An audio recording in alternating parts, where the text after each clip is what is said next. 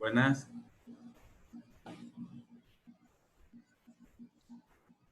Cariño. Buenas. Okay. Buenas.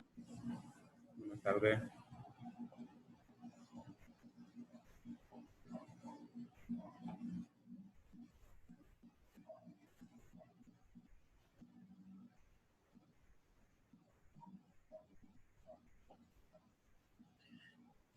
Bueno, ¿cuántos vemos conectados? Sabemos 16 conectados. Ahí está Santos López. Firma, aquí estoy. Bueno, a ver cómo les fue en el examen. Estaba fácil ese examen. Bien Estaba accesible. Relativo. Tan fáciles. Yo los hice como en 1 hora y 10, entonces les di 2 horas y media. Más media hora para subir los documentos. Bueno, de lo que vimos en el primer parcial, creo que la parte de resistencias y lo de aletas es lo que puede ser mucho más fácil que encuentren la aplicación en campo. Cada vez que miren un intercambiador, un serpentín, cuando miren el radiador de un vehículo, el serpentín de un refrigerador, ya van a saber que ahí hay aletas. Las resistencias, cuando vean aire acondicionado y miren que para calcular el calor transferido hacia adentro o fuera de un recinto van a tener que encontrar la resistencia de las partes arquitectónicas y van a tener que usar el mismo concepto de imaginarse el recorrido del calor y así ir armando las resistencias a la que se va a enfrentar la transferencia de calor. Entonces, ese valor R lo van a volver a ver en aire acondicionado y en refrigeración para los que llevan mecánica. Bien, entonces, el primer parcial trató sobre sistemas donde se hacía el análisis de transferencia de calor, pero sistemas que se consideraban en estado estacionario. Repitiendo un poco, estado estacionario es aquel en el cual las propiedades del sistema no cambian con respecto al tiempo. Sí pueden cambiar con respecto a una posición, pero no con respecto a un tiempo. Ahora bien, este segundo parcial sí nos va a tocar estudiar los casos donde la temperatura, bueno, las propiedades del sistema pueden cambiar con respecto al tiempo. Hablando de transferencia de calor, nos vamos a referir a la propiedad de temperatura. Hemos hablado que si nosotros tenemos un sistema, una pared, digamos, y estamos analizando la transferencia de calor desde el interior hacia el exterior, mencionábamos que en el interior podría haber una temperatura de 20 grados centígrados, un ejemplo, y en el exterior podría estar a 5 grados centígrados, o sea, en el exterior estaría frío. Y cuando hacíamos los ejercicios, mencionábamos que estaba en estado estacionario, es decir, que no cambiaba sus temperaturas con respecto al tiempo, es decir, que no importa la hora, adentro siempre iba a estar a 20 grados centígrados y no importa la hora, afuera siempre iba a estar a 5 grados centígrados. Lo mismo que las temperaturas a través de la pared. Pero no siempre pasa eso. Digamos, cuando yo tengo una pared en una residencia, la temperatura exterior en la mañana puede estar a una temperatura, al mediodía puede estar a otra temperatura, luego en la tarde cuando ya le pegó el sol puede estar a otra temperatura, entonces esa temperatura realmente no se mantiene constante con respecto al tiempo. Entonces de eso va a tratar ahora el segundo parcial. Cuando mencionamos que un sistema no es estado estacionario, entonces lo vamos a llamar como un régimen transitorio. Un régimen transitorio que es el sistema en el cual las propiedades sí cambian con respecto al tiempo. En nuestro caso, para transferencia de calor, nos vamos a referir a la propiedad de temperatura. En sistemas unidimensionales y multidimensionales se estudiará el caso de sistemas concentrados. Ya vamos a ver qué es un sistema concentrado, sistemas con resistencia interna despreciable, en el cual la temperatura cambia con respecto al tiempo. El análisis de sistemas concentrados considera que la temperatura es una función del tiempo. Ahora bien, ¿a qué se refiere que es una función del tiempo? Primero, familiaricémonos a qué le vamos a llamar un sistema concentrado. Vamos a referir a un sistema concentrado Uno, donde la temperatura sí cambia con respecto al tiempo. Voy a cambiar el tipo de puntero. ¿A qué nos vamos a referir? Pues el ejemplo del libro menciona como el caso de una bola de cobre que empieza con una temperatura de 70 grados centígrados y afuera pues puede estar expuesta a una temperatura ambiente, puede ser 25 grados centígrados. Es en ese momento, desde que la bola tiene una temperatura mayor a la de los alrededores, pues hay un mecanismo para transferencia de calor en la dirección de mayor temperatura a menor temperatura. Y nosotros calculamos cuánto es ese calor debido a ese diferencia de temperatura. Pero lo calculábamos y la forma en que lo calculamos era que si lo calculamos de la transferencia de calor recién calentado la bola de cobre, dentro de media hora, dentro de una hora, en la noche, en el día, en la mañana, siempre vamos a considerar 70 grados centígrados y 20 grados centígrados en el exterior. Ahora no, para que sea transitorio, esa bola de calor, si digamos que estuvo en algún horno, lo ponemos al ambiente, va a empezar a 70 grados centígrados y afuera a 20 grados centígrados. Pero se va a empezar a enfriar. Desde el momento que ya empezó a perder calor, él está perdiendo energía. Entonces, su energía interna y toda la energía que hemos visto en clases anteriores van a empezar a disminuir y eso se va a representar en una disminución de temperatura. Es decir, que si yo regreso 10 minutos después, esa bola en lugar de estar a 70 grados centígrados, va a estar posiblemente a 68 grados centígrados. Si regreso una hora después, puede ser que esté a 60. 2 horas después, puede ser que esté a 50. Y así, pues, sucesivamente, hasta que la bola entra en estado de equilibrio con sus alrededores, o sea, cuando ya se enfrió por completo. No, obviamente no se va a poder enfriar por debajo de la temperatura de sus alrededores. Va a llegar hasta un momento donde se logre el equilibrio. Al lograr el equilibrio, pues la temperatura de la bola como la temperatura de las exteriores va a ser la misma y esa diferencia de temperatura se va a volver cero. Ya sabemos que para que haya transferencia de calor, pues debe existir un diferencial de temperatura.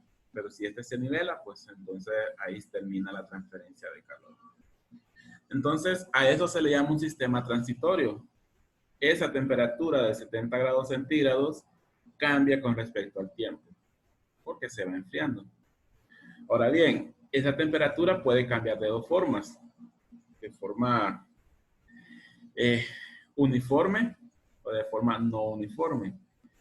Primera condición para que esto yo lo llame sistema concentrado es que su temperatura debe cambiar con respecto al tiempo, como lo que acabamos de hablar. La segunda es que, aparte de que cambie con respecto al tiempo, debe hacerlo de forma uniforme. Es decir, que si la bola se va a enfriar dentro de 10 minutos y va a tener 65 grados, va a tener 65 grados en todo su volumen. Es decir, que si yo mido la bola de bronce en el centro, a la mitad o a la orilla, tiene que tener 65 grados. Si regreso una hora después y la superficie tiene 50 grados, pero también mido en el centro y también tiene 50 grados, quiere decir que se sigue enfriando de forma uniforme. Regreso 3 horas después y está a 30 grados, tanto la superficie como el centro, también se sigue enfriando de forma uniforme.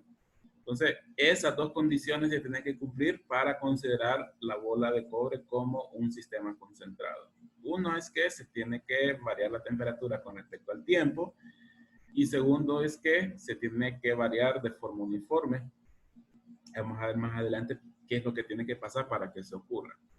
Ahora, caso contrario es, bueno, el ejemplo del libro es con un pedazo de carne, pero lo pueden ver cuando han querido calentar algo en un microondas. Digamos, ¿qué podría ser? Un pedazo de carne o un tamal. Un tamal podría ser. Digamos que lo calientan,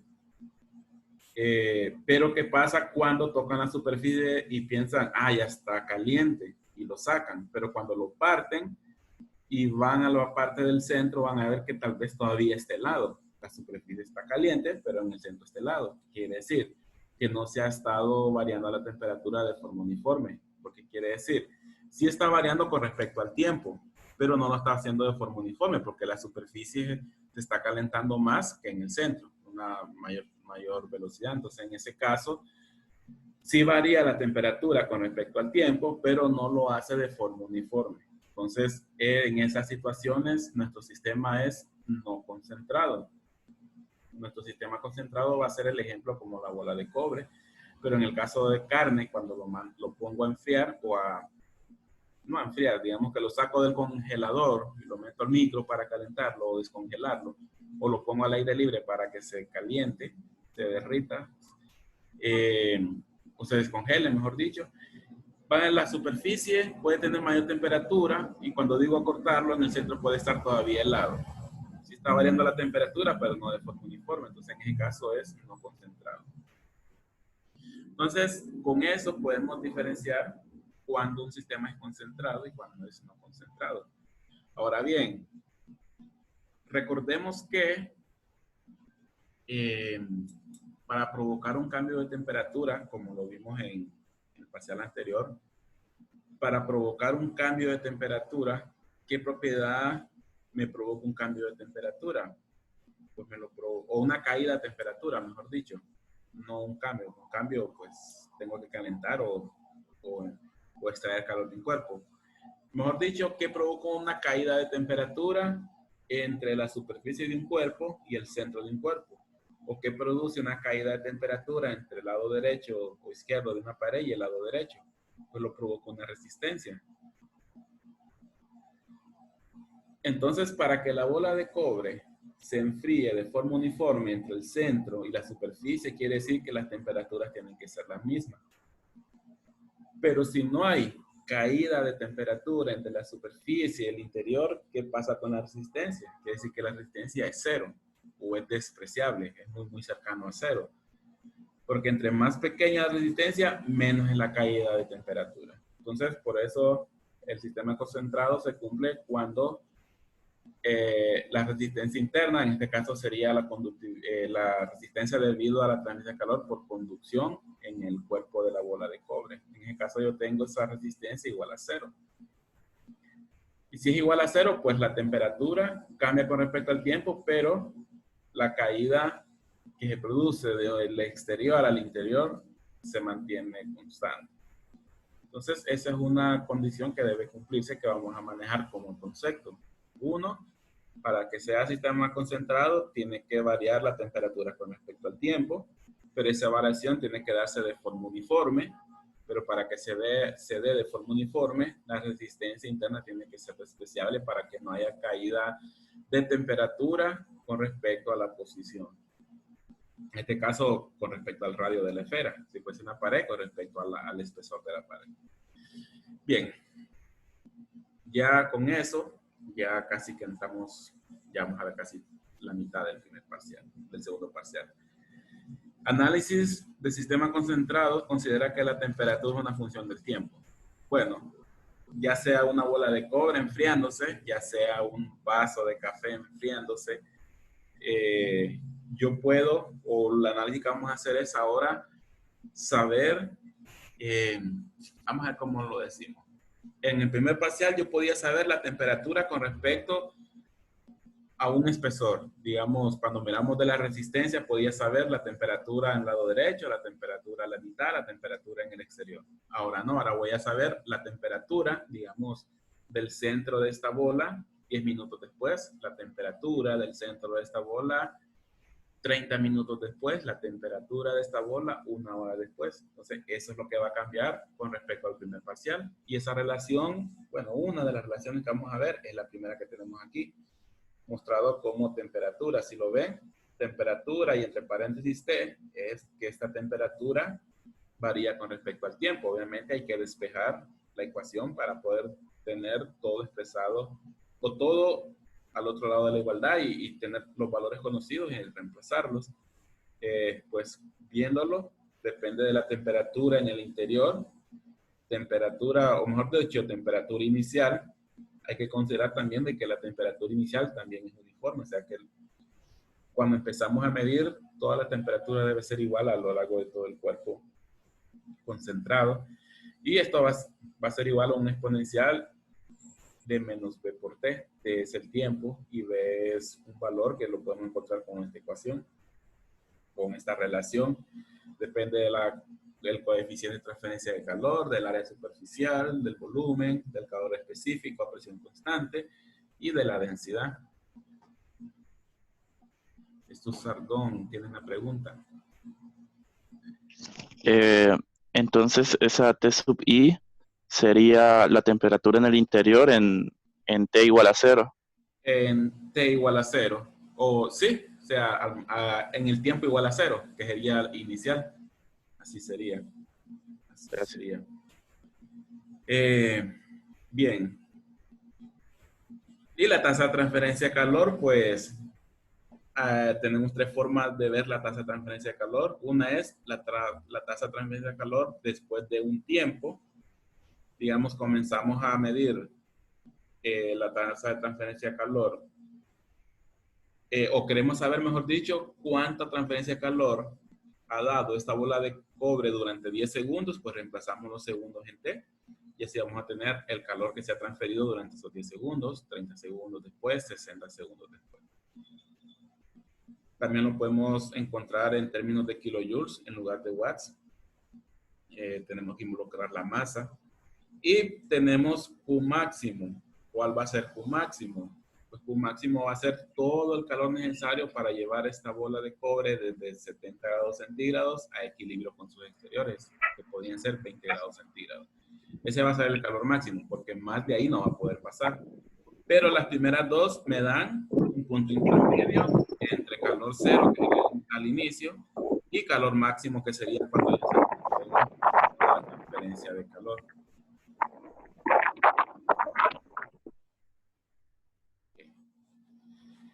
Bien, ¿qué más? Vamos a ver. Hay muchas ecuaciones que las vamos a mencionar, pero a medida que hagamos los ejemplos, creo que tenemos suficientes días para hacer ejemplos. Tenemos mañana, lunes, martes, miércoles y los primeros 2 días antes del examen. Entonces, ahí poco a poco nos vamos a ir familiarizando con las ecuaciones. Hay un par de términos que hay que tener en cuenta para sistemas concentrados. Uno de ellos es la longitud característica, que nos va a servir para hacer algunas evaluaciones, para calcular algunos términos. Y la longitud característica la podemos interpretar como la longitud desde el centro de un cuerpo concentrado hasta el exterior. Ese podría ser la longitud característica llamado LC. Digamos, una pared, la longitud característica sería desde su centro hacia los dos extremos. El de una esfera o un cilindro sería desde su centro, que sería el eje central, hacia los extremos. En ese caso, LC coincidiría con el radio. O coincidiría también en una esfera, también podría ser llamado el radio.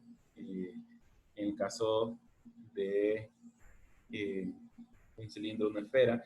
Ahora, ¿para qué nos va a servir eso? Pues hay un valor llamado el número de Biot.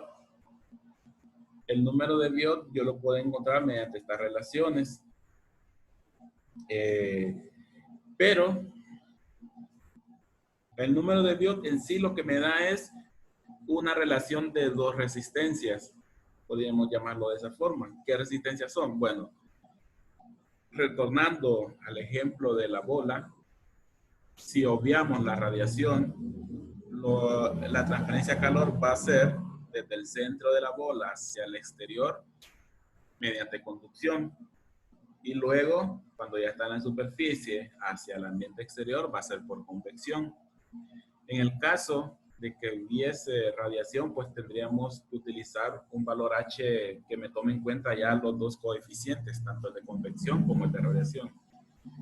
El caso de que la radiación no sea despreciable. Si es despreciable, pues este H va a ser solo convección. Pero en sí el número de Biot lo que me hace es una relación entre la resistencia a la conducción adentro del cuerpo y la divido entre la resistencia a la convección en la superficie del cuerpo. Es decir, la resistencia por conducción entre la resistencia por convección. Eso me va a dar una relación, me va a dar un número adimensional, solo me va a dar un número decimal. ¿Qué va a significar ese número? Por ejemplo, si a mí me da que esa relación es 0.5, quiere decir que la conductividad, o perdón, la resistencia por conducción es la mitad de la resistencia por convección. Pero mencionamos, voy a regresar acá, que para que este sea un sistema concentrado, yo tengo que considerar que la resistencia por conducción tiene que ser despreciable o cercana a cero, para que la caída de temperatura entre la superficie y el centro del cuerpo no sea igual a cero. Entonces eso lo tenemos acá arriba. Entonces, ¿qué quiere decir? Que si yo tengo que esa resistencia, que es la conducción dentro del cuerpo, sea lo más pequeño o cercano a cero, este valor me va a ir dando un valor cercano a cero. Hemos dicho, sea suficientemente pequeño con respecto a la resistencia por convección. Ahora, ¿para qué me va a servir el número de Biot? Una de ellos es, me va a servir para clasificar si un sistema es concentrado o no es concentrado. Y una forma de evaluarlo es evaluar cuánto me da el número de Biot. El número de Biot es la relación de la resistencia por conducción adentro del cuerpo entre la resistencia por convección en la superficie del cuerpo. Si esta relación me da menor o igual a 0.1, o sea que la resistencia por conducción sea 10% a la resistencia por convección, en ese caso sí lo voy a considerar como sistema concentrado, que quiere decir que como es suficientemente pequeño, la caída de temperatura entre la superficie y el centro del cuerpo es suficientemente pequeño como para considerarlo uniforme. Si este valor es muy grande o mayor a 0.1, pues esa caída de temperatura desde la superficie al centro del cuerpo es suficientemente grande como para no poderlo despreciar y no cumpliría como un sistema concentrado. Y eso es una de las formas, o es una de las funciones del número de Biot. También va involucrado en fórmulas que vamos a ver más adelante. Bien, eso es hablando un poco sobre conceptos de cuando hablamos de transferencia de calor en sistemas transitorios o en régimen transitorio. Es como para diferenciarlo de sistemas de estado estacionario. Ya vimos cuál es la definición de estado estacionario, donde sus propiedades se mantienen constantes con respecto al tiempo. En un régimen transitorio la temperatura no se mantiene constante con respecto al tiempo. Bien, conducción de calor en régimen transitorio en paredes planas, grandes, cilindros largos, esferas con efectos espaciales. Siempre vamos a seguir considerando que la temperatura varía con respecto al tiempo, no solamente con respecto a no con respecto a la posición, sino que ahora también vamos a incluir que cambia con respecto al tiempo. También recordando un poco del primer parcial, nosotros podemos tener, evaluamos en sí 3 figuras geométricas base. Una era como una pared, otra era como un cilindro y el otro era como una esfera. También más adelante eso me va a provocar sistemas multidimensionales. Pero vamos a recordar un poco de las 3 figuras que nosotros teníamos. Nosotros tenemos la pared, y ahora la pared hay que diferenciar un poco del primer parcial. El primer parcial L lo llamábamos desde un extremo al otro extremo de la pared. Ahora L lo vamos a llamar desde el centro hacia los extremos. O sea que yo tendría en la superficie derecha un valor de L y en la superficie izquierda un valor de menos L, dándome el ancho total de la pared un valor de 2L. Eso es por cómo se consideraban los ejercicios, para que no nos confundamos de por qué, de dónde sale que cuando un ejercicio me digan que 2L es igual a 10 centímetros, por ejemplo.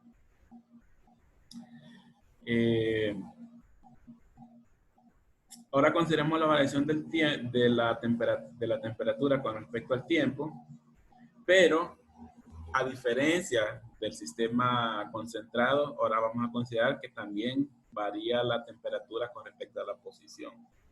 Es decir, en el sistema concentrado de la diapositiva anterior, yo consideraba que la temperatura en el centro hasta la superficie era la misma en cualquier momento del tiempo. Es decir, si en el centro es 10, en la superficie también era 10. Si 10 minutos después en el centro era 20, pues en la superficie también. Ahora no.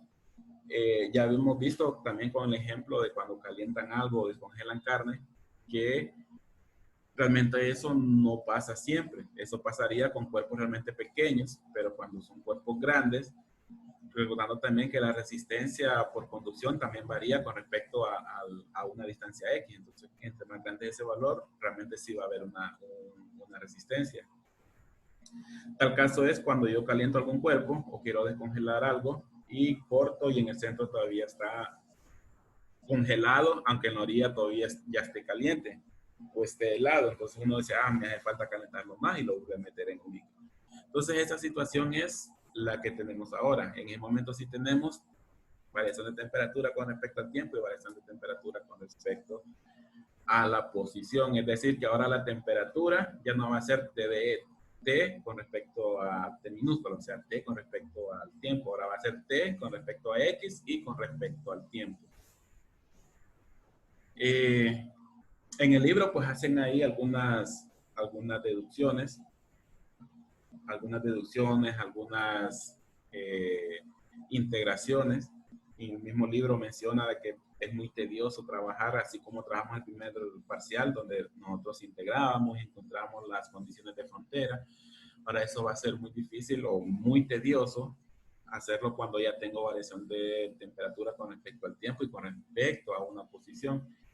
Entonces el libro lo que hace es que simplifica un poco y en lugar de tener X, tener temperatura, tener tiempo como valores dimensionales, recordar que cuando mencionamos dimensionales, o mejor dicho, unidimensional un valor, nosotros lo que estamos teniendo es tiempo en segundos, distancia en metros, podría ser, pero ahora no. El libro lo que hace es que para simplificar elimina eso de ponerle una dimensión y todo lo deja de forma adimensional, valores entre 0 y 1.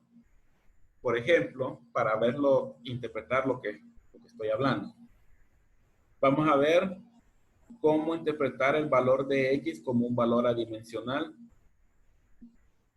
En este caso va a ser X mayúscula. Recordemos que ahora X va a ser un valor medido desde el centro de la pared. En el centro de la pared, X vale 0, pero en el exterior de la pared, X vale L.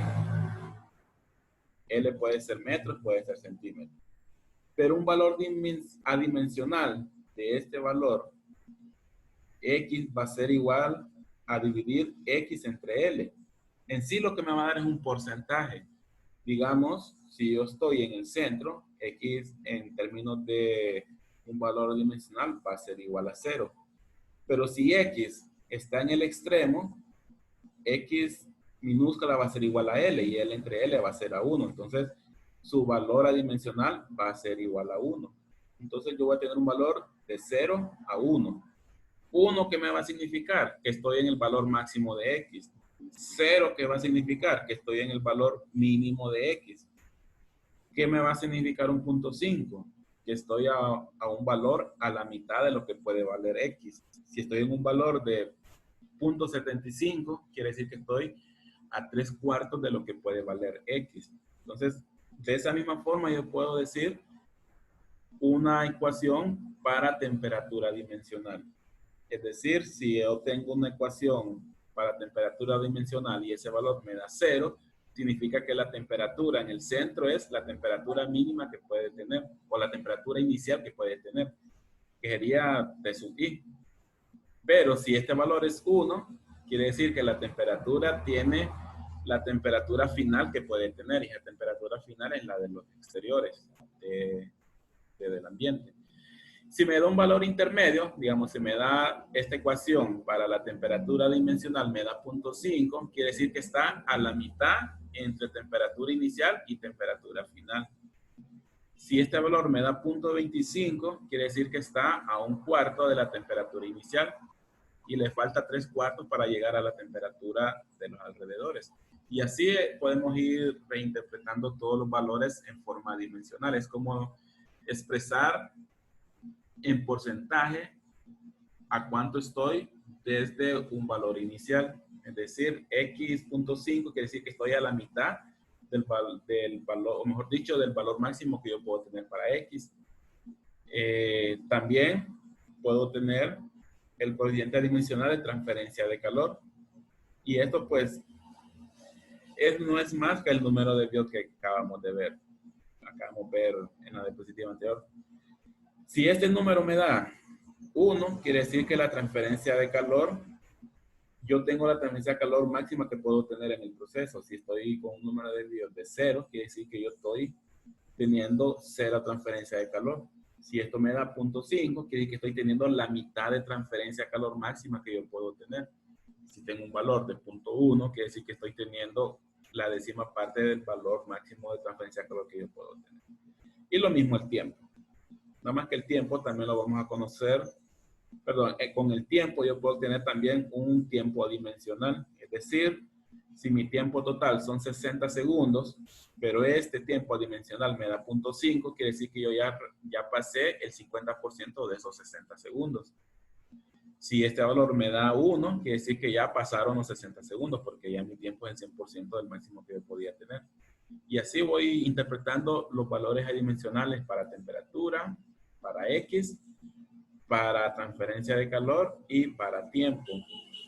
Este valor también lo vamos a conocer como F sub 0 o como número de Fourier.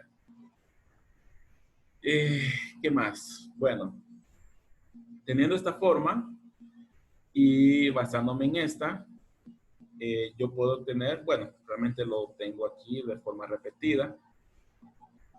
Este que está en color como rosado es la misma ecuación para saber la temperatura en algún momento, pero en valores unidimensionales, o sea, con un valor de 10 segundos, 30 segundos, mientras que la derecha es la ecuación para obtener la temperatura con respecto a un tiempo, pero en términos de en qué punto estoy entre la temperatura inicial y final.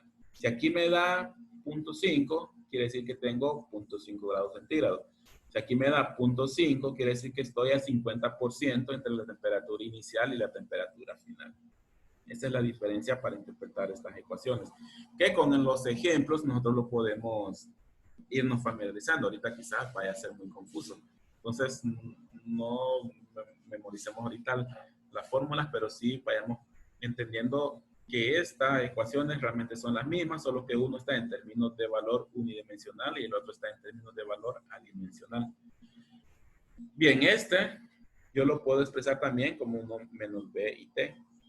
Pero esta B y esta T, esta B también es el mismo valor que teníamos en la diapositiva anterior, y T yo la puedo reemplazar por el valor adimensional del tiempo, o sea, reemplazarlo por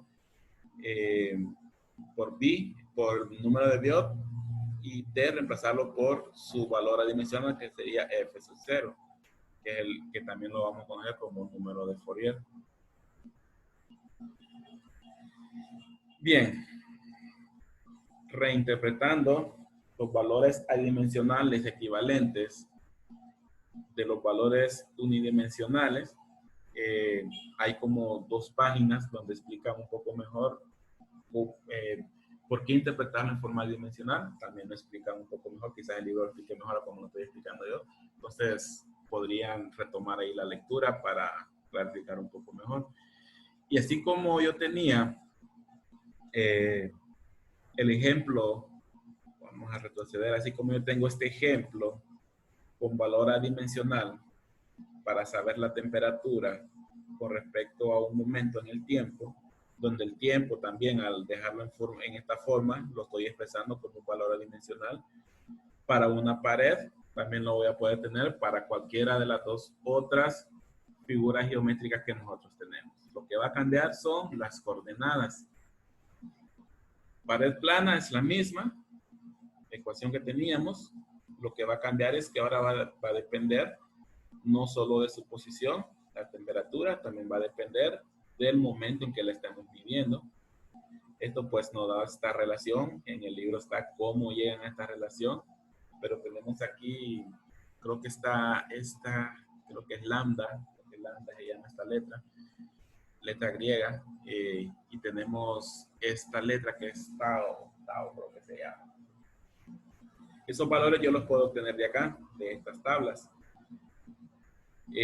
Son valores ya dadas para las formas geométricas que nosotros podemos tener. Las podemos tener para pared plana, podemos tener para cilindro, podemos tener para esfera. Todo orientado a encontrar una ecuación que me dé temperatura con respecto a una posición en la pared y a un momento dado en que yo lo esté midiendo. Si es un cilindro, temperatura con respecto a un punto desde el radio, con respecto a un momento en que yo lo esté midiendo, y temperatura de una esfera con respecto a un punto medido desde el radio, y también con respecto a un momento en el tiempo en que yo lo esté midiendo. Esto me da estas relaciones, bueno, nos da estas relaciones en libros, donde A sub 1 yo lo puedo obtener de acá. No es área, no pensemos que esto es área, esto no es área, es un valor, una propiedad que nosotros podemos encontrar desde estas tablas, que ya están tablas tabuladas según la forma geométrica. Pero ¿qué valor vamos a saber utilizar de cada uno de estos? Bueno, primero saber qué figuras geométricas estamos utilizando. Segundo es conocer el número de Biot. Y el número de Biot sí lo podemos encontrar. Ya lo hemos estado viendo, hay varias formas de encontrarlas. Una de ellas es HL entre K para una pared o H radio entre K para un cilindro o una esfera. También hay un valor por acá que es esta J sub 0. Pues esta la podemos encontrar en la tabla 4-3 y los demás valores en las tablas 4.2. Entonces, cuando necesitamos encontrar en términos de valores adimensionales la temperatura, tenemos que saber si el ejercicio nos está hablando de una pared, de un cilindro o de una esfera. Después, ver qué datos tenemos, coeficiente de transferencia, ancho de una pared, conductividad de la pared para encontrar el número de Biot. Y al encontrar el número de Biot, pues ya tenemos lambda y tenemos A1, perdón. Y así vamos a poder encontrar la temperatura con respecto al tiempo y con respecto a una posición. Eso es en cuanto a estas ecuaciones mediante estos términos de lambda, a J sub 0 y A1. Pero también podemos encontrar esos valores mediante gráficos.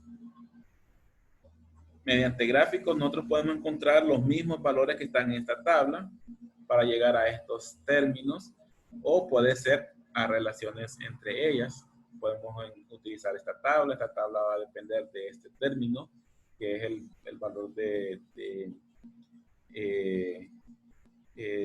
tiempo en valor adimensional. Tenemos aquí los valores del inverso del número de Biot. Intersectamos en las líneas rosadas y podemos encontrar esta relación. Esta relación, pues, θ sub 0 lo que me da es la temperatura en términos de valores adimensionales en un momento dado o un valor máximo. Igual el calor. El calor, más adelante vamos a ver que siempre hay una fórmula para calcular calor, pero yo puedo obtener una relación en algún momento de cuánto calor he transferido con respecto al máximo que yo puedo transferir o el máximo que voy a transferir. Y no es más que el valor de la tasa de transferencia de calor en términos de valores adimensionales. Entonces lo podemos encontrar con estas curvas que depende del número de Biot también. El número de Biot y mediante esta fórmula también. Entonces podemos utilizar también los valores gráficos para encontrar la transferencia de calor. Bien, estamos viendo bastantes fórmulas y gráficos. Soluciones con coeficiente José-Ardón. ¿Tiene pregunta? Sí, respecto a la curva, esa curva va a depender del material o va a depender de algo más. O sea, ¿siempre va a ser así o va a variar según lo que estemos trabajando? Va a variar porque, digamos, el número de Biot depende de la conductividad y la conductividad depende del material. Ahora, las relaciones en los gráficos, en el eje vertical y el eje horizontal, esas sí van a ser las mismas. Lo que me va a variar es cuánto me da el número de Biot, y ese número de Biot sí va a depender del material. Digamos, yo puedo tener El comportamiento. el comportamiento. Yo puedo tener la misma forma física, es decir, alto, ancho y ancho en una pared, y tal vez el 1 entre el número de Biot me dé 14. ¿Por qué? Porque quizás la pared de concreto, pero si tengo una pared metálica, de hierro, por ejemplo, va a ser la misma tabla, pero en lugar de darme 14, posiblemente me dé 4. Un ejemplo. Entonces, sí es la misma tabla, pero lo que va a cambiar es los resultados que me den para encontrar estas relaciones. Eso es lo que puede cambiar. Gracias. ¿No? Y una relación más que podemos tener es, bueno, ya vimos cuando es sistema concentrado, cuando es sistema no concentrado, cuando es una pared, un cilindro, una esfera. Pero también tenemos una situación cuando tenemos un coeficiente h infinito. Ahora, coeficiente h infinito, ¿qué significa? Entre más grandes, coeficiente de transferencia de calor por convección, más pequeña es la resistencia a la convección. Y si yo hago que este valor de H sea infinito, ¿qué va a pasar con la resistencia? Son inversamente proporcionales. Entonces, si yo hago que H sea infinito, la resistencia va a ser 0. Ahora, ¿cuál es el efecto de tener un H infinito? El efecto es que yo puedo poner un cuerpo caliente y a nomás lo suelte, la superficie alcance ya la temperatura de los alrededores. Puede ser un incremento espontáneo, digamos. Imaginémonos que la misma bola de cobre que teníamos al inicio estaba a 70 grados centígrados. Si yo lo pongo en un ambiente a 20 grados centígrados y ese ambiente tiene H infinito, o sea que la transferencia por calor se dispara y la resistencia tiende a 0. Lo que va a pasar es que esa bola de cobre a 70 grados centígrados, al nomás lo suelta en el ambiente, la superficie se va a enfriar a 20 grados centígrados, así de forma espontánea, en un tiempo igual a 0. Va a tender a eso. Entonces ese sería el efecto de tener un coeficiente H infinito. O sea, la velocidad con que se transferiría el calor a los alrededores sería sumamente rápida, sumamente alta, y se requeriría casi tiempo 0. O sea, eso es imposible, pero esa es la consideración. Llevaría en forma teórica un tiempo 0 para que la superficie se enfríe. Y eso también hay una forma de evaluarlo. El libro también lo da con estas relaciones. Hay una tabla también, siempre en valores adimensionales, es decir, valores adimensionales con respecto al calor. Es decir, cuánto calor con respecto al máximo que yo puedo obtener. Son estas ecuaciones. Involucra ya valores trigonométricos, valor teta sub 0. Va a depender también si es una pared, si es un cilindro, si es una esfera, dependiendo de la figura geométrica que estemos evaluando. Entonces, al desarrollar un ejercicio, tenemos que saber si nos están diciendo, primero, si es un sistema concentrado. Segundo, si es un sistema donde realmente sí cambia la temperatura de forma, no de forma uniforme, esa sería la segunda forma. Y también tenemos que saber si nos están diciendo que es un cuerpo en el cual está sometido a un valor H infinito. Entonces ahí vamos a saber a cuál fórmula recurrir. Y al saber a cuál fórmula recurrir, pues vamos a saber qué coeficientes tenemos que encontrar. Para esto hay una tabla, no recuerdo si yo la pegué en la presentación. No la pegué en la presentación. Entonces, esas son las 3 situaciones para evaluar el capítulo 4. Realmente ya vimos todo lo que es el capítulo 4 que nos va a llevar. Realmente son 3 situaciones. Una, sistema concentrado. ¿Cómo lo vamos a saber? Bueno, primero tiene que variar la temperatura con respecto al tiempo, pero esa variación de temperatura tiene que ser uniforme, es decir, que la temperatura a lo largo de todo el cuerpo tiene que ser la misma cuando yo mida Digamos, si mido un momento y me da 30, tiene que ser 30 a lo largo de todo el cuerpo. Si mido después y me da 40, tiene que ser 40 a lo largo de todo el cuerpo. Y ahí yo voy a saber que es sistema concentrado.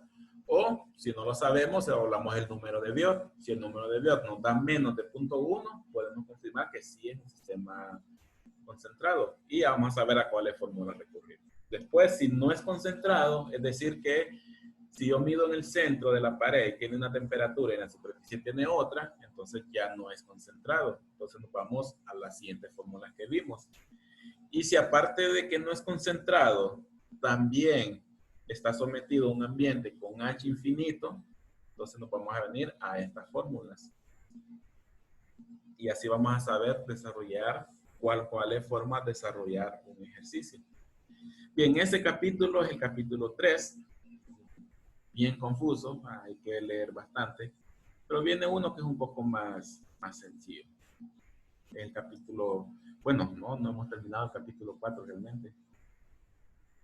No hemos terminado el capítulo 4. Realmente nos hacía falta eso que acabamos de ver, ahora aplicarlo en sistemas multidimensionales. ¿Qué quiere decir? En las diapositivas anteriores vimos fórmulas para cuando evaluábamos la transferencia de calor en una dirección. Digamos, todas las fórmulas que vimos o dependían de X o dependían del radio, pero solo en una dirección, o sea, solo del radio. Pero puede pasar en el multidimensional, similar al primer parcial, donde puede depender del radio. En caso de un cilindro puede depender de una posición con respecto al radio, pero también puede depender en una altura con respecto a la misma dirección del eje. Recordemos también que estamos evaluando desde el primer parcial los cilindros, considerando los cilindros largos, suficientemente largos como para que la transferencia de calor a lo largo del cilindro fuese despreciable, sino que solo a nivel en la dirección del radio, o sea, de forma transversal. Es decir, que si nosotros vemos este cilindro, solo hemos evaluado que la transferencia de calor fuese del centro hacia las orillas del cilindro. Pero ¿qué pasa en los casos donde la transferencia de calor en el sentido del eje no sea despreciable? En ese caso lo vamos a considerar bidimensional. O sea que ahora la temperatura ya no va a depender solo del radio y del tiempo por el que yo esté midiendo. Va a depender de la posición con respecto al radio y la posición con respecto a una dirección igual al eje. En este caso lo rotulan como una X. Es decir, que ahora yo tengo que saber si el punto donde estoy midiendo, a cuánto está del radio y a cuánto está separado con respecto a un eje paralelo al cilindro, en este caso un eje X. Entonces, ahora hay que incluir esas nuevas direcciones. Bueno, el libro nos dice que en sistemas multidimensionales se pueden utilizar las mismas relaciones que acabamos de ver, pero ahora hay que considerar un procedimiento que se llama solución-producto. ¿Qué es lo que hacen aquí? Bueno, aplicado para problemas dimensionales y tridimensionales. El cuerpo debe estar expuesto a una misma temperatura a todos sus alrededores, o sea, este cilindro, la cara superior, la cara inferior y toda la superficie debe estar expuesto a la misma temperatura y al mismo coeficiente de transferencia de calor. La solución, que es la misma solución que hemos estado viendo, todas esas ecuaciones un poco confusas que hemos estado viendo, son las mismas. Lo que va a pasar ahora es que hay que aplicarlas de forma individual y aplicar un producto entre ellas. Es decir, la solución se encuentra multiplicando las soluciones individuales de la intersección de las figuras unidimensionales estudiadas anteriormente y que producen una figura multidimensional. Vamos a ver mejor el dibujo. Quizás aquí este párrafo está bien confuso. ¿Cómo puedo yo crear este cilindro corto con esta cara superior y esta cara inferior a partir de dos figuras que ya hemos estado utilizando? Bueno, este cilindro, esta sección yo la puedo encontrar teniendo un cilindro suficientemente largo e intersectándolo con una pared plana. Y la intersección entre ellos dos es lo que me daría esta sección de cilindro. Es decir, como tener un tubo suficientemente largo que está cruzando una pared. Yo podría imaginarme que la intersección donde choca la pared con el tubo, este sería mi cilindro corto. ¿Cómo va a ser ecuación que ya acabamos de ver para saber la temperatura con respecto al tiempo para este cilindro corto. Pues lo que va a hacer es aplicar las ecuaciones que acabamos de ver por separado. Primero, en el caso de para un cilindro corto, primero la ecuación para una pared plana.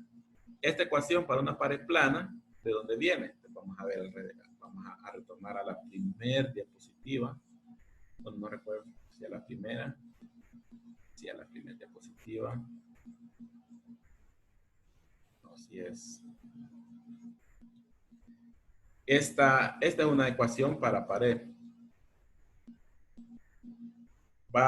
Tendría que agregar, en el caso de tener un cilindro, ecuaciones similares a estas. Entonces, si yo quiero encontrar de un cilindro corto, y ya sabemos que un cilindro corto lo puedo sacar de la intersección de un cilindro largo y una pared plana, pues yo lo que utilizo son estas dos ecuaciones por separado. En el caso de utilizar valores adimensionales. Entonces, estas dos ecuaciones yo las encuentro y las multiplico. Y eso es lo que nosotros tenemos acá. Encuentro primero como que si yo estuviese evaluando la pared. Y encuentro la ecuación con respecto a X y al tiempo en esa pared. Y después encuentro la ecuación con respecto a un cilindro largo. Va a depender del radio y del tiempo. Y pues encuentro las ecuaciones y las multiplico. Al multiplicarlas voy a tener ya la ecuación final de la temperatura con respecto al radio y con respecto a X de este cilindro. Y lo mismo podemos hacer con cualquier figura geométrica que sea multidimensional. Por ejemplo, vamos a ver otra. Por ejemplo, aquí tenemos una barra metálica cuadrada.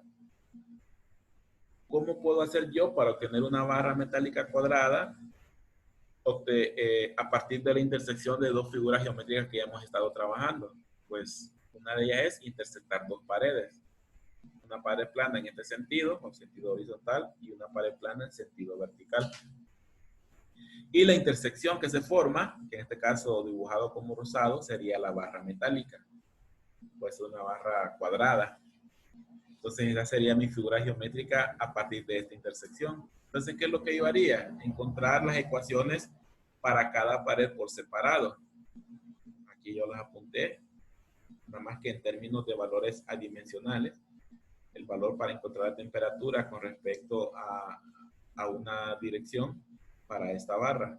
Y cuando yo encuentro las dos ecuaciones por separado, pues las multiplico entre ellas. En esta parte de acá. Esta ecuación de acá que dice pared planas podría ser la primera. Y esta podría ser la segunda. Bueno, este es de un cilindro. Realmente sería esta misma, nada más que aplicado a otra pared también. Entonces, esa sería la forma cuando nos den figuras geométricas cortas donde tenemos que considerarlas multidimensionales. ¿Y qué pasa con la transferencia de calor? En el caso de la temperatura, pues lo que nosotros hacemos es una multiplicación. En el caso de la transferencia de calor, y en este caso transferencia de calor en términos de valores adimensionales, también vamos a hacer una multiplicación, pero hay que agregar una pequeña variación.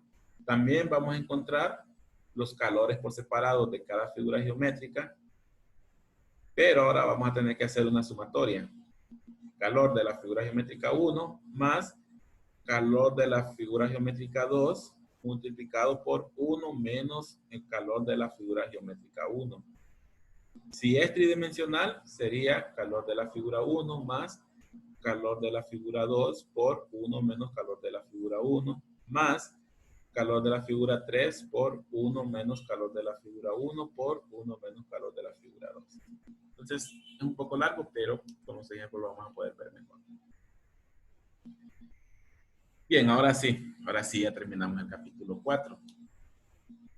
Vamos, con los ejercicios que empecemos a ver mañana, pues ahí nos vamos a aclarar. Así como hicimos con la de las ecuaciones diferenciales, quizás cuando lo empezamos a ver una tras otra, pues era confuso, pero ya con los ejercicios ustedes podían ir clarificando cuáles de ellas usar y por qué usar en cada ejercicio, por qué usar determinada ecuación. Entonces así va a ser también con estas ecuaciones. Lo mismo, pues no hay que memorizarlas, porque si no queremos memorizar tantas fórmulas, no se va a poder. Bien, ahora sí vamos a entrar a un capítulo que es un poco más, menos de tantas fórmulas. Bueno, sí, hay bastante fórmulas, pero sí tiene un concepto un poco, que tal vez sea un poco más fácil de conceptualizar, que es convección externa forzada.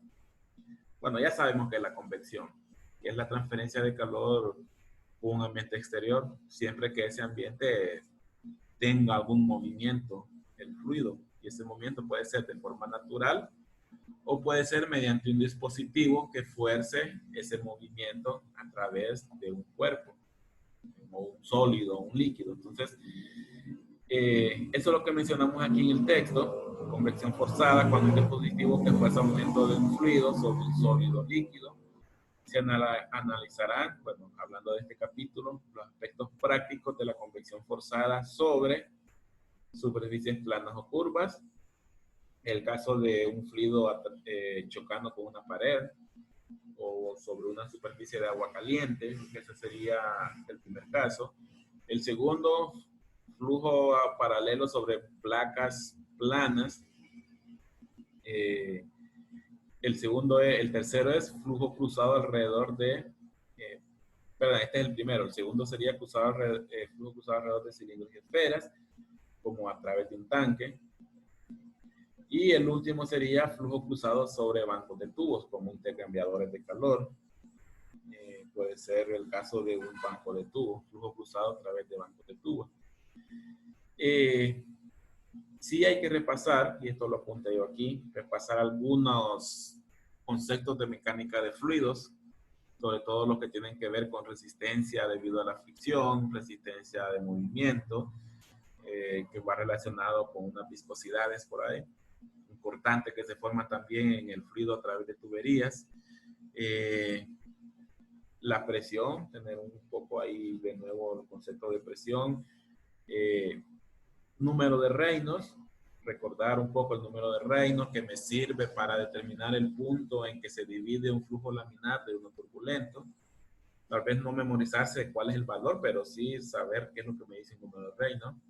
Y repasar un poco sobre el flujo laminar y flujo turbulento, cuál es la diferencia entre uno y el otro. Pues el flujo turbulento cuando hay un desorden en el fluido, y el flujo laminar cuando todas las capas pues se comportan con una forma uniforme de la velocidad entre las capas al movimiento. Tenemos aquí 3 imágenes, algunas son como repaso de fluido. La primera pues tenemos un fluido moviéndose sobre una capa. Vemos aquí el gradiente de velocidades. Si recordamos mecánica de fluidos, hay un gradiente de velocidad cuando se mueve un fluido a través de una tubería. Recordando un poco, el fluido que choca con la pared de la tubería tiende a cero esa velocidad. Y a medida se va alejando de esa superficie hasta que llega al centro de la tubería, pues la velocidad alcanza su valor máximo. Luego, cuando se acercaba a la otra superficie, pues la velocidad volvía a disminuir. En nuestro caso va a ser un poco diferente, es el mismo concepto. El fluido que está cercano a la superficie de la placa plana va a tener velocidad cercana a cero, y a medida me separo va a tener una mayor velocidad. Eso provoca que las capas del fluido, una sobre otra, pues se deslicen en las tuberías. Eso se ve reflejado con un cortante que después se traduce en que entre más resistencia tiene a ese cortante es cuando un fluido es más viscoso que otro, tiene mayor resistencia al movimiento. Recordando también diferenciar entre viscosidad y densidad. La viscosidad es la resistencia a poner en movimiento un fluido, y la densidad pues la relación de masa sobre volumen. Entonces, cuando nosotros movemos un fluido, o digamos la miel, por ejemplo, cuando queremos vaciar un bote de miel y vemos que va bien lento, uno a veces dice es que es muy denso la miel, pero realmente esa propiedad no es la densidad la que se lo da la viscosidad. De más viscoso es, pues más resistencia tiene a ese movimiento. Entonces la miel es más viscoso que el agua. El agua sale con mayor velocidad, pero no es porque sea más denso, sino que es más viscoso. Un comportamiento similar tiene pues la viscosidad, es algo que ellos necesitan los aceites. esa resistencia que presenta el aceite es la que me da a que entre una superficie metálica con otra, pues siempre haya un pequeño cama de aceite y que me ayude a separar la superficie. Bien, eso es repasando un poco de fluido, solamente para recordar que muchas veces, y yo me incluyo, utilizo densidad con viscosidad de forma como que fuesen términos iguales. También este es el caso cuando yo tengo fluido moviéndose de forma paralela sobre una placa, pero también puedo tener fluido que está chocando con una placa de forma perpendicular.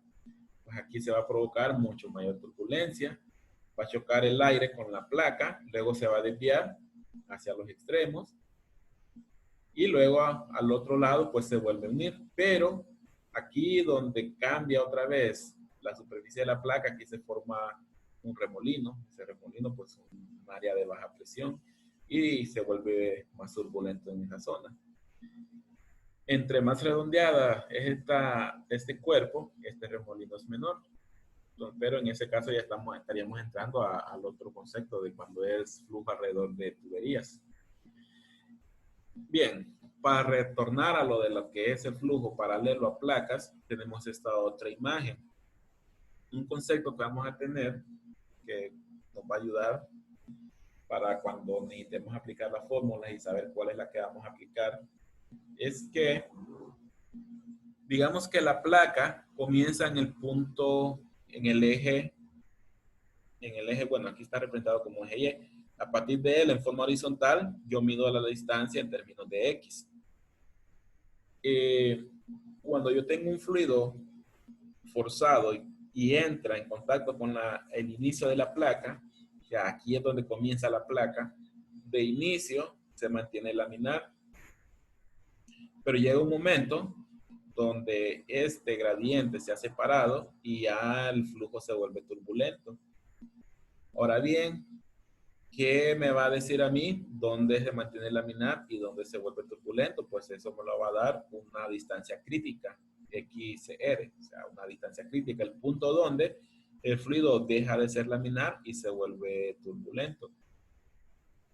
Luego, pues otros conceptos es que sobre esta placa hay una temperatura superficial, la placa está en un ambiente con una temperatura de los alrededores, el fluido choca con una velocidad V y la placa tiene una longitud total de L.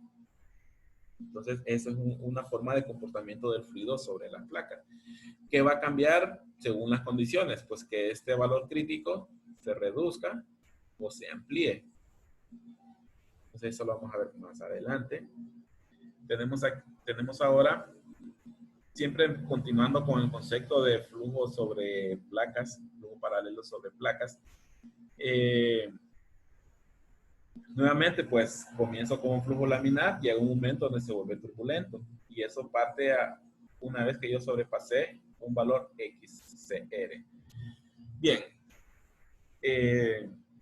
¿Dónde voy a saber yo que esto es igual a que ya llegué al punto donde cambio de laminar a turbulento? Bueno, recordando de fluidos también, esa es una de las funciones del número de Reynolds. El número de Reynolds es saber el punto donde yo divido un flujo laminar de uno turbulento. Repasando un poco, pues esta es la ecuación. Dependiendo de la viscosidad dinámica, cinemática o dinámica, pues así va a cambiar la fórmula. Digamos que fuese la primera, pues densidad por una velocidad con respecto a X. O sea, una velocidad en este sentido. Y una viscosidad cinemática en este caso. O solamente la velocidad entre una viscosidad dinámica. Va a llegar un momento, bueno, X, me hacía falta X. Va a llegar un momento donde a medida que yo me muevo, X va aumentando. Este valor va aumentando. Puede ser que todo lo demás se mantenga constante, pero este valor de X va aumentando. Va a llegar un momento donde este número de Reynolds va a aumentar hasta el valor que hemos estado utilizando para definir el cambio de laminar a turbulento. Es decir, que si este X llega hasta un valor de X crítico, que donde ese X crítico es el valor que me produce un número de Reynolds de 5 por 10 a la 5. Una vez que yo llego a ese valor, ya estoy en el límite donde mi flujo va a dejar de ser laminar. Y una vez que lo sobrepaso, o sea, ya empiezo a medir todavía más distancia hacia el lado derecho, pues ya sobrepasé este valor y ya voy a estar en una zona donde el flujo es turbulento. Entonces, este límite me lo va a dar mi número de Reynolds. Y el número de Reynolds me va a dar 5 por 10 a la 5 cuando X se convierte en el X crítico de cambio de tipo de flujo. Bien, para repasar un poco también, también recordando de fluidos, allá se mencionó o hubo una sección donde se estudió la pérdida de presión por fricción a través de tuberías. Y para encontrar esa pérdida, nosotros necesitamos encontrar un coeficiente de fricción. Y ese coeficiente de fricción también dependía del número de Reynolds. Y entre más alto es el número de Reynolds, pues más alto es ese coeficiente de fricción. Por lo tanto, entre más turbulento va el agua en una tubería, mayor pérdida tenemos nosotros. Entre más accesorios hay que provocan turbulencia, más pérdida voy a tener en una tubería. Más cabeza va a necesitar la bomba para poder vencer todas esas pérdidas. Entonces, lo mismo yo puedo tener, eso es hablando de tuberías, pero el mismo concepto yo voy a tener sobre la fricción del fluido moviéndose sobre esta placa. Es decir, yo voy a tener un coeficiente de fricción del fluido sobre la placa en la zona turbulento y voy a tener otro coeficiente de fricción sobre la placa con el fluido en la zona de laminar. Y eso lo puedo encontrar yo mediante estas dos fórmulas. Mediante las dos fórmulas. Hay que encontrar el número de Reynolds y lo demás pues son constantes. Va a depender, ¿cuál vamos a usar? Pues va a depender de si sabemos que estamos en la zona laminar o la zona turbulenta. Como ya hemos calculado Reynolds, ya sabemos en qué zona caímos. Entonces es fácil de encontrar ese coeficiente de fricción. Ahora bien, hay tres fórmulas para coeficiente de fricción. ¿Cuál va a ser la diferencia entre una de ellas? Ya mencioné que si estamos en la zona laminar, vamos a utilizar esta. Si estamos en la zona turbulenta, vamos a utilizar esta. Pero hay una diferencia. Esta va a ser, la primera, va a ser cuando todo el fluido a lo largo de toda la distancia L se mantiene laminar. Y la ecuación para zona turbulenta va a ser cuando el fluido es turbulento desde el inicio, o sea, desde X igual a 0 hasta L. Pero cuando ya tengo una zona separada, donde digamos que la mitad de la placa es laminar y la mitad es turbulenta, hay una mezcla. Entonces hay que encontrar un coeficiente promedio, y ese coeficiente promedio lo encuentro con la tercera ecuación. Entonces esa va a ser la diferencia de cuando utilizar cualquiera de las tres.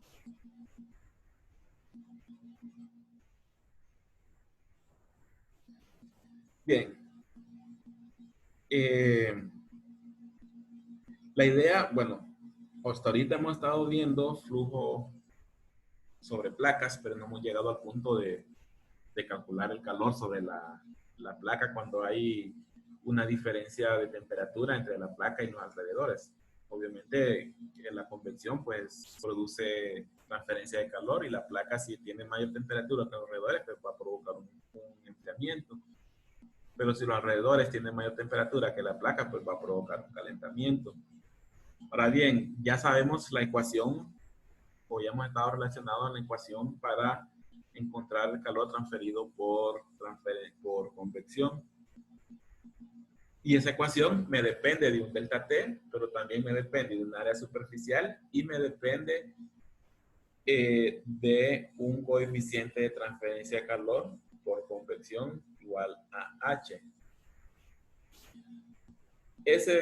Ese valor de H yo lo puedo encontrar a partir de conocer mi número de Reynolds, pero sobre todo de conocer un valor que nosotros vamos a llamar número de Nusselt.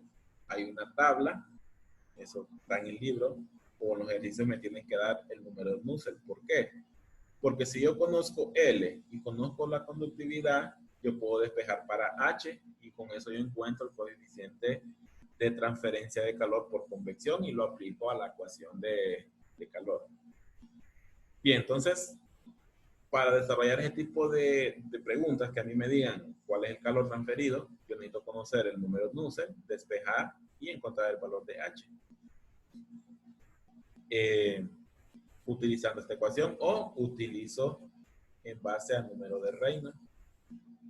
El número de Planck también es un valor que está en las tablas en el libro. Esas las podemos encontrar en el libro. No recuerdo si ya las pegué aquí, no las pegué, pero sí está en el libro. También puede ser un valor que el ejercicio ya me tiene que dar. Entonces, si no conozco el número de Nusselt, pero tengo estos términos y tengo estos términos, pues yo puedo despejar también para el coeficiente. Si vemos esta imagen, ¿qué pasa con el coeficiente de convección? Ese coeficiente no se mantiene constante a lo largo de toda la placa. Recordemos que el flujo choca con la placa en x igual 0. Luego, la velocidad, hay un gradiente de velocidades donde se mantiene laminar el aire o el fluido, si fuese agua también puede ser agua, hasta llegar a una distancia x crítico, donde el número de Reynolds sobrepasa 5 por 10 a la 5 y se vuelve turbulento y llega a esta zona. Pues el comportamiento del coeficiente es que desde que choca, llega de un valor dado y empieza a bajar hasta que llega a la zona de X crítico. Una vez que pasa turbulento, este coeficiente se dispara de un solo y llega a un valor máximo y luego empieza a bajar. Quiere decir que yo no puedo hablar de un coeficiente de fricción exacto, sino que un coeficiente de fricción promedio. Y eso es lo que yo encuentro con estas ecuaciones. Nuevamente, si yo tengo una placa desde 0 a L, donde el fluido se mantiene laminar a lo largo de toda la placa, voy a utilizar la primera ecuación para despejar para H. Pero si el fluido desde que choca con la placa ya es turbulento y se mantiene así a lo largo de toda la placa, voy a utilizar la segunda ecuación. Pero si pasa lo que tenemos en la imagen, donde una sección es laminar y otra es turbulento, pues vamos a utilizar el tercero. Es decir, vamos a poder encontrar lo que es el coeficiente de transferencia de calor por convección, que realmente va a ser un coeficiente promedio. Y luego con eso pues ya lo podemos aplicar a las ecuaciones. Hay un caso especial. Pensé que nos iba a llevar menos tiempo, bueno, son las 6:30. Tenemos 20 minutos más. Hay una ecuación, bueno, hay un caso especial que pasa con las placas cuando se mueve flujo sobre ellas.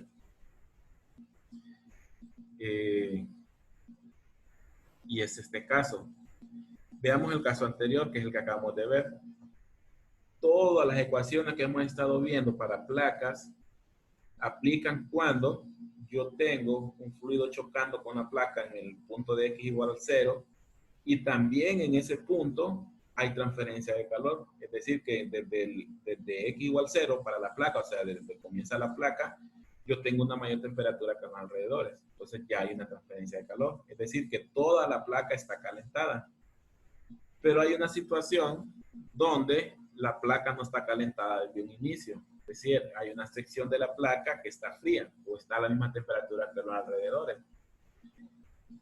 Pero el fluido choca en este punto de la placa y ya desde ese momento ya hay un coeficiente de fricción, ya hay un número de Reynolds, pero la placa está calentada más adelante, o sea que pasa una distancia con la placa fría.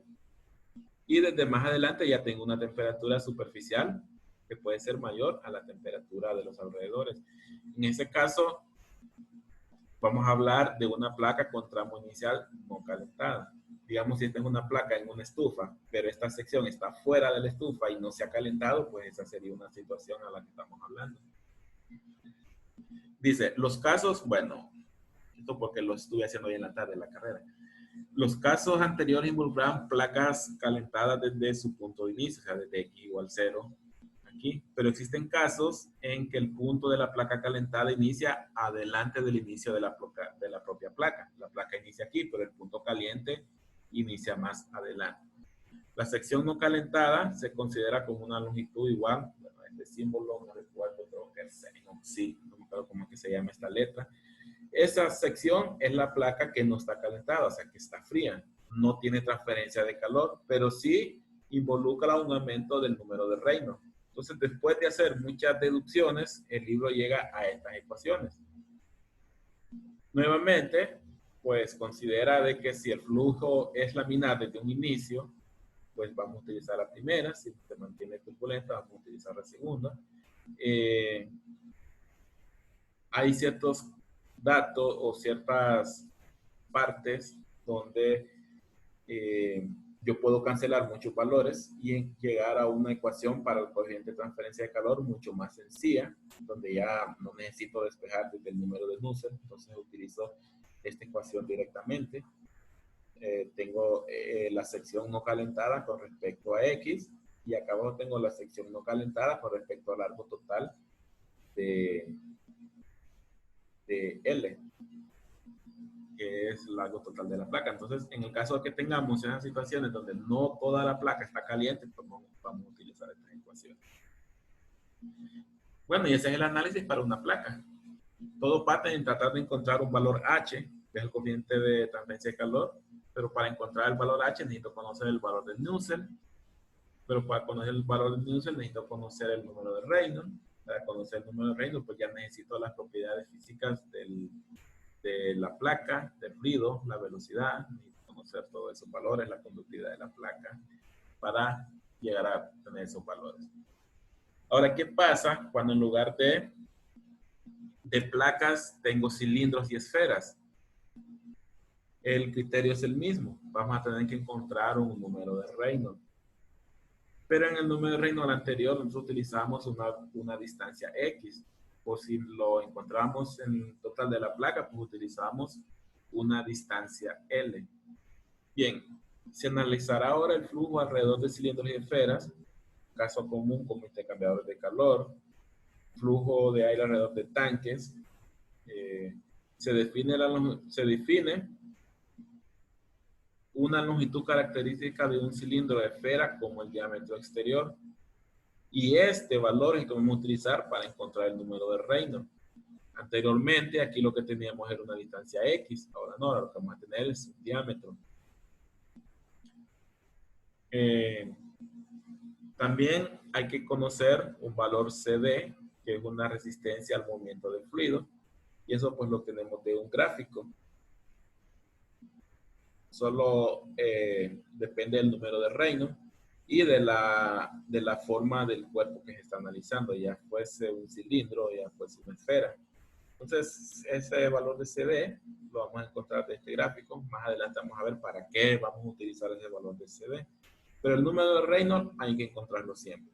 El criterio de si es turbulento o laminar es el mismo criterio. Si sobrepasa de 5 por 10 a la 5, es turbulento. Si es menor, pues es laminar. Es el mismo criterio. También hay que encontrar el número de Nusselt, nada más que aquí representado como NU.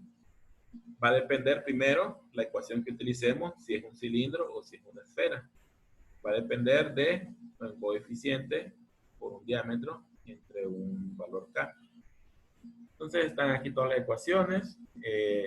Varios de los valores que están aquí, pues los encontramos de tablas. A medida que hagamos un ejercicio, ahí vamos a recurrir a la tabla y pues ya van a saber cuál es la tabla.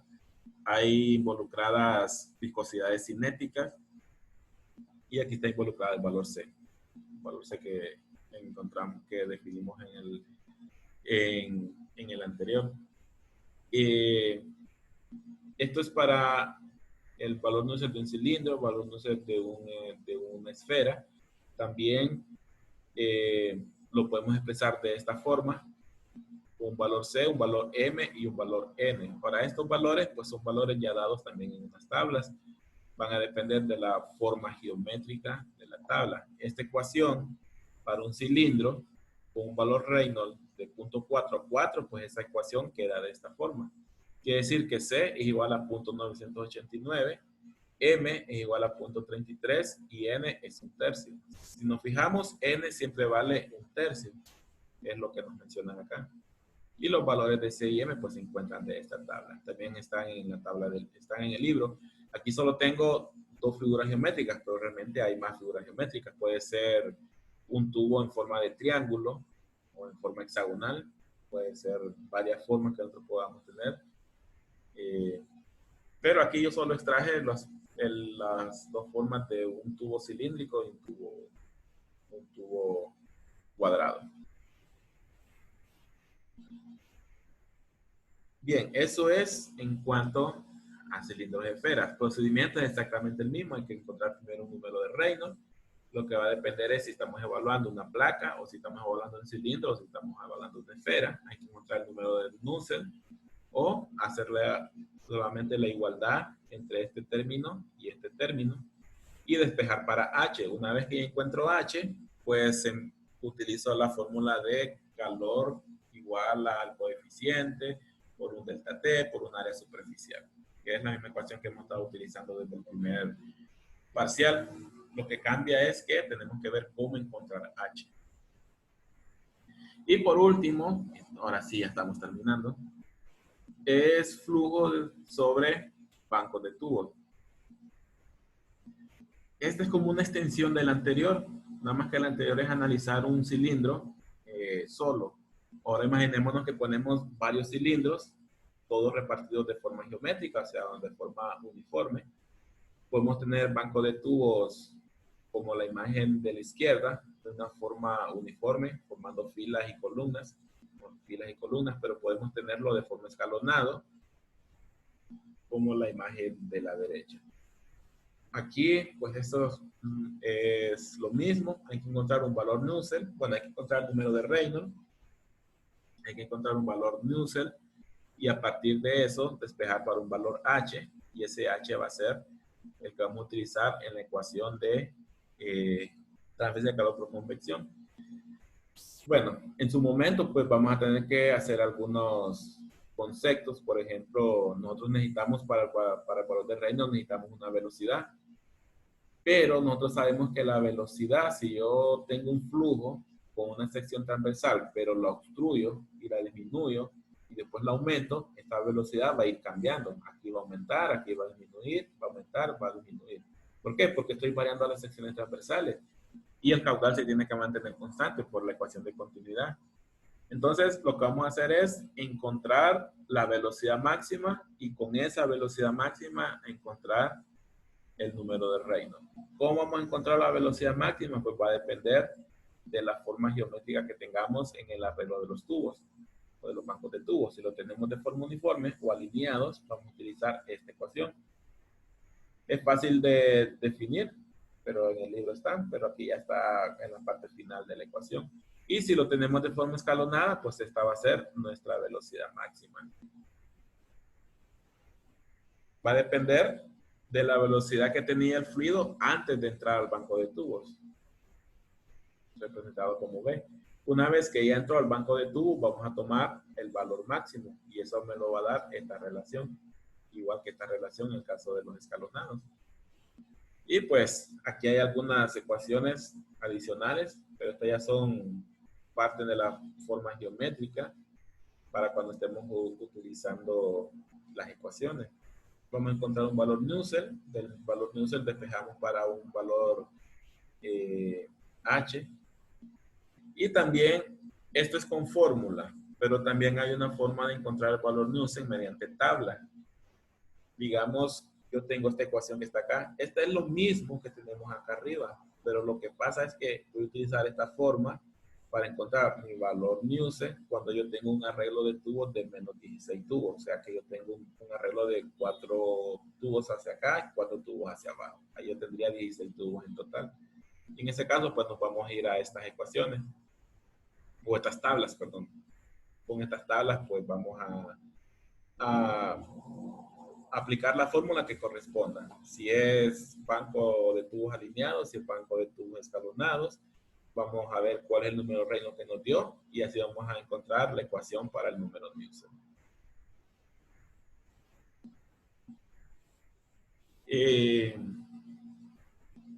Bien, aquí está la fórmula para encontrar el calor.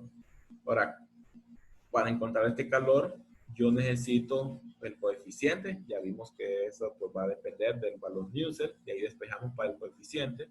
Vamos a tener un área superficial. Vamos a tener que sumar las áreas de todos los tubos. Y vamos a encontrar un delta T. Pero el delta T puede ir cambiando de un punto a otro. Entonces, para eso nosotros vamos a utilizar cualquiera de estas dos ecuaciones. O mejor dicho, la ecuación de arriba. Con esta yo encuentro un delta T, que sería como un delta T promedio en todo el sistema de banco de tubos. Y ese delta T es el que yo voy a utilizar en esta ecuación para encontrar el calor total transferido por el banco de tubos. Y bueno, por último, este sí no tiene que ver con transferencia de calor, sino con pérdidas de presión a través del banco de tubo. Digamos, si yo tengo un ventilador soplando a través del banco de tubo, ese banco de tubo representa una pérdida de energía, una pérdida de presión. Y esa pérdida de presión la tiene que suministrar el ventilador, en caso de que sea aire o algún gas. En el caso de ser un fluido líquido, pues sería una bomba. Pues para encontrar esa pérdida de presión, pues tenemos esta ecuación. Depende de un valor NL, F, que es un coeficiente, X, densidad, velocidad, entre 2, velocidad al cuadrado. Entonces, todo eso lo encontramos mediante esta ecuación. Mediante esta fórmula. Si nosotros encontramos la caída de presión, pues vamos a encontrar cuánto es el trabajo de la bomba necesaria para vencer esta pérdida.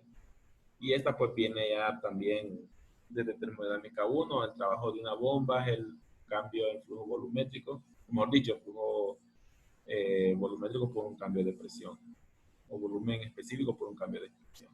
Lo podemos expresar de esta forma también. Entonces, esto, la verdad yo pensé que no íbamos a estar menos, pero antes esta vez no estuvimos más. Esto es el contenido del segundo parcial. Está un poco más cargado, bueno, yo lo veo un poco más cargado que el parcial pasado, pero solo son 2 capítulos, el anterior eran 3 capítulos. Creo que este está más cargado de fórmulas y tablas, pero creo que es un poco menos en cuanto a ejercicios y ejemplos, y tenemos bastantes días para hacer ejemplos, para ver todos esos temas que acabamos de ver. Entonces, nos quedaríamos aquí. No he revisado, creo que tal vez el fin de semana tengo las notas de los exámenes. Tengo que hacer la pauta también. Bueno, terminarla porque sí, las había hecho, pero no lo he pasado a hoja. La tarea no he revisado si todos la subieron, pero que la hayan subido todos. Creo que nadie tuvo problema porque nadie me preguntó.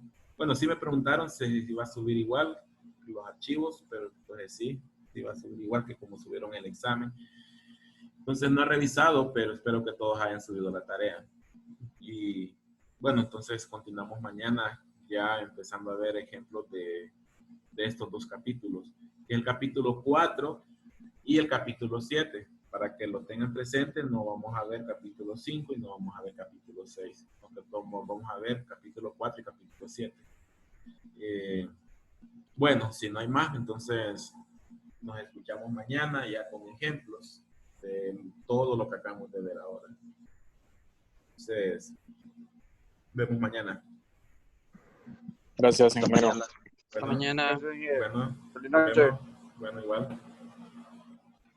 Listo, Inge. Llegué.